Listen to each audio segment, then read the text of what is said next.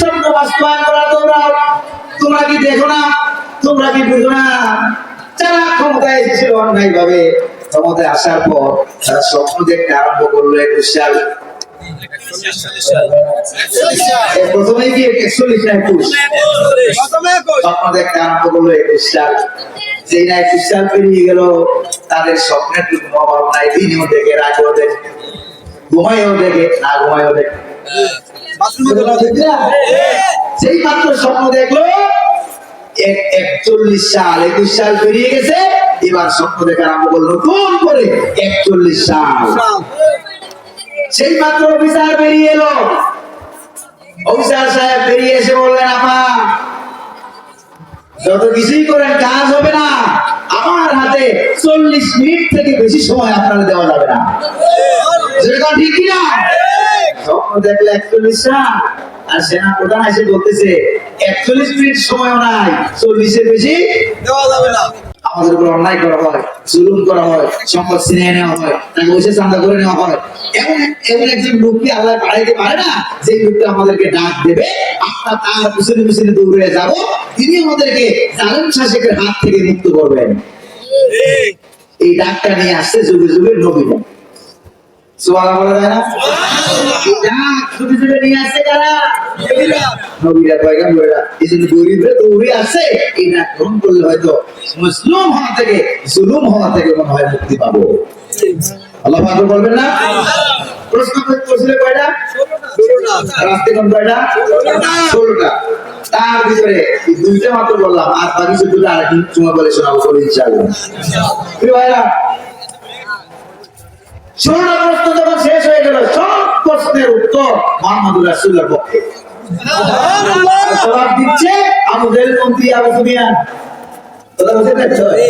সব জবাব কার পক্ষে? এই জবাব সব ইসলামের পক্ষে হওয়ার কারণেই হক্কানি আলেমদেরকে জেলখানার ভিতরে ঢুকাইয়া যত প্রস্তাব দিও, টাকা দেবো, পয়সা দেবো, বাড়ি দেবো, গাড়ি দেবো, নারী দেবো, হক্কানি আলেমদেরকে ইসলাম থেকে এক বিন্দু পরিমাণও দূরে সরাইতে পারছে। দাঁড়াওদেরকে পারছে, দাঁড়ানো তো আগে থেকেই দাঁড়া। ভাইরা, অনেক দুঃখের কথা আপনাদের সাথে শেয়ার করতেছি, শোনাই দিছি। ভাই দুঃখের কথা না?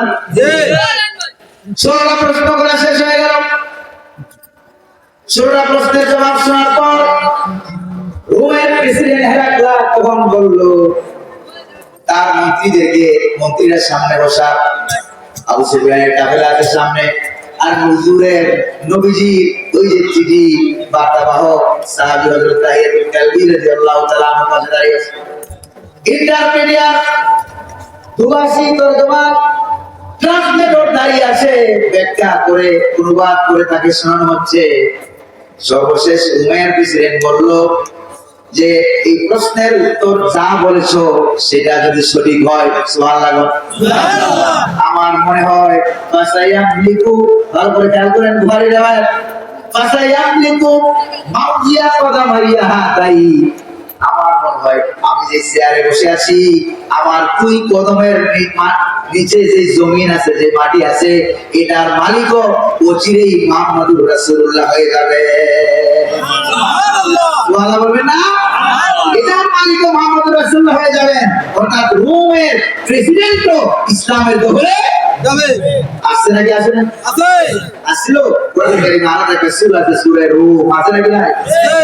তবে শুনে রাখো, আমি যদি ওই মুহাম্মদুর রাসূলুল্লাহর খেদমতের সুযোগ পেতাম, লাগাসালতু কদামাহু, তাহলে অবশ্যই আমি মুহাম্মদুর রাসূলুল্লাহর খেদমত করে তার দুটো কদম আমি সুন্দর করে ধুয়ে দিতাম, হুজুরের পা ধুয়ে দিতাম। আল্লাহু আকবার বলেন। ঠিক আছে না? ইসলামের কাছাকাছি আসছিল, কিন্তু ইসলাম গ্রহণ করতে পারেনি। ইসলাম গ্রহণ করতে ওই গ্রহণ করলো আফসার প্রেসিডেন্ট নাজ্জাশী। সুবহানাল্লাহ না? ওখানে যখন ইসলাম গ্রহণ করে ফেললো, সে মারা গেল, কারো কাছে প্রকাশ করে নাই, ইসলামের দাওয়াত পাই, ইসলাম গ্রহণ করে প্রকাশ করতে পারে নাই। সে যখন মারা গেল, ওরা মনে করলো খ্রিস্টান, আসলে গ্রহণ করলো না, খ্রিস্টান মনে করে খ্রিস্টানি কায়দায় কফিনে ঢুকাইয়া তারা দাওয়াত করেছে। দাফন করতে দেরি হলো, আল্লাহ পাক হযরত জিবরিল আলাইহিস সালামকে হুজুরের কাছে পাঠিয়ে দিলেন। সুবহানাল্লাহ। আর জোরে বলুন সুবহানাল্লাহ। আল্লাহ পাক হযরত জিবরাইল আলাইহিস সালামকে হুজুরের কাছে পাঠিয়ে দিলেন আর বললেন, আপনার উম্মত আমার মাহবুব বান্দা একজন মারা গেছে, পুরা দুনিয়া জানে সে খ্রিস্টান, আসলে সে ছিল আপনার চরম উম্মত এবং আমার পরম বান্দা। জোরে বলুন সুবহানাল্লাহ। নাকি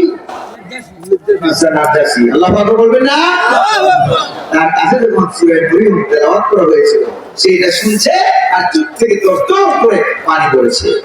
সুবহানাল্লাহ। আল্লাহ পাক বলবেন না, এই যে কোরআনের প্রতি সম্মান দেখে কি দেখেছে বাপ, এই যে কোরআনের প্রতি যারা সম্মান দেখায় কোনো না কোনো এক সময় আল্লাহ পাক তাদেরকে হেদায়েত দান করে দেবেন। আমিন। আচ্ছা কত দেখি আরেকটা সম্মান কথা বলি, এই যে আবিসিনিয়ার বাদশা সে রিপোর্ট দিয়ে দিল এমন একটা সময় আসবে রোমের সরকারি যা আছে ওই মালিক হবে মুহাম্মদ রাসূলুল্লাহ সাল্লাল্লাহু আলাইহি ওয়াসাল্লাম। দেখেন তো এই রোমের প্রেসিডেন্টের রিপোর্টটা আর মুহাম্মদ রাসূলুল্লাহ জন্মের আগে যে মা আমেনার স্বপ্ন মিল আছে নাকি না? আছে। যেরকম না মিল আছে নাকি না? ওই যুবক কাদের স্বপ্ন বাস্তবায়ন করা দৌড়াও, তোমরা কি দেখো না, তোমরা কি বুঝো না? যারা ক্ষমতায় এসেছিল অন্যায় ভাবে, ক্ষমতায় আসার পর তারা স্বপ্ন দেখতে আরম্ভ করলো 21 সাল। প্রথমে কি 41 না 21?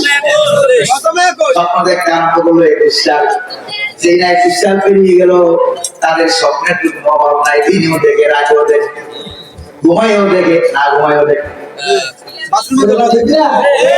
সেই মাত্র স্বপ্ন দেখলো 41 সাল, 21 সাল পেরিয়ে গেছে, এবার স্বপ্ন দেখা আরম্ভ করলো নতুন করে 41 সাল।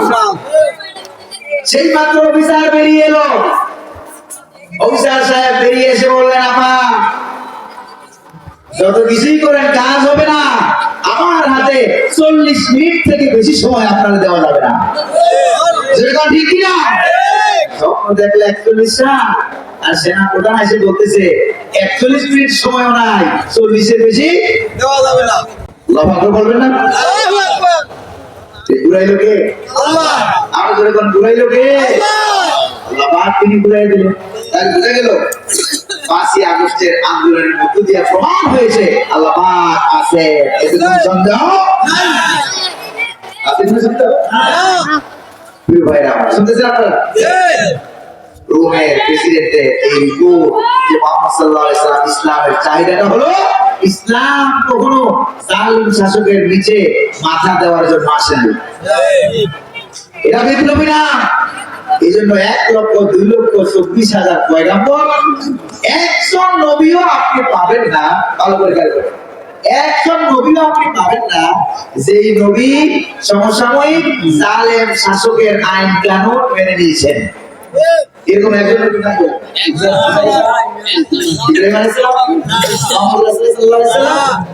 আবার কিছু আছে অতি বুজুর্গ আলেম। কি বুজুর্গ? অতি বুজুর্গ কিছু আলেম আছে, কথায় কথায় বলে আমি অরাজনৈতিক, বলে নাকি বলে না? আচ্ছা ভাই আপনি তো আলেম, একজন আলেম হিসেবে আপনি বললেন যে আমি অরাজনৈতিক, এই কথাটা আপনি কোথা থেকে আসছেন? কোরআন থেকে আসছেন? আয়াত থেকে? নিজেকে অরাজনৈতিক পরিচয় দেওয়া যাবে? এরকম একটা আয়াত থাকলে আয়াত দেখা, এরকম একটা হাদিস থাকলে হাদিস দেখা। কথায় কথায় তো পুরো হাদিসে দাও এগুলা, যেটা ঠিক কিনা?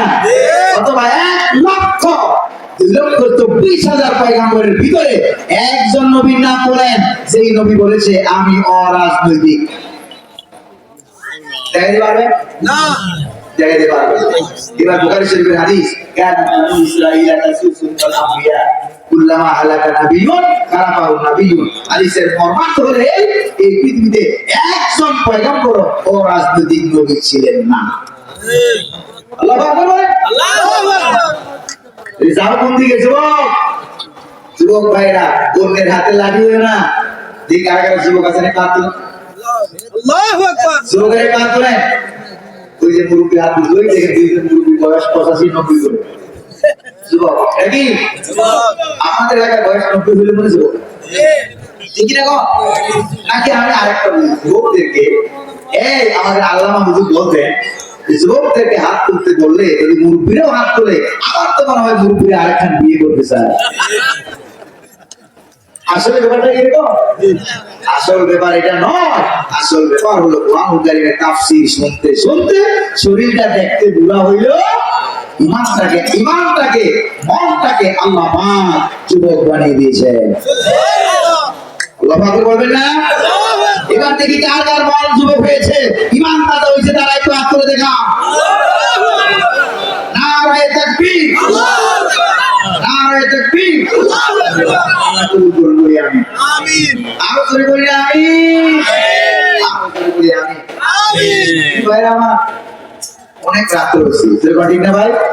এবার এই সকল ঘটনা প্রমাণ করে নবীদের আগমনের স্বপ্ন ভাই হুক আর ক্রোধ আমাদেরকে বাস্তবায়নের চেষ্টা করতে হবে।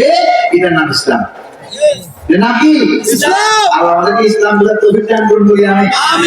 আর একটা হাদিসের অংশ শুনে মক্কা থেকে মদিনায় 8 বছর থাকার পর মুহাম্মদ সাল্লাল্লাহু আলাইহি সাল্লাম মক্কায় এলেন। মক্কা বিজয় রমজান মাসে, সুবহানাল্লাহ বলবেন না? সুবহানাল্লাহ। মক্কা বিজয় মক্কায় যখন এলেন, আসার পর দেখে যে আবু সুফিয়ান দাঁড়িয়ে আছে। ওরা মনে করছিল লাঠি সোটা নিয়ে বোধ মুসলমানরা মক্কাবাসীদেরকে মারবে, কারণ আগে তোরা মারছে,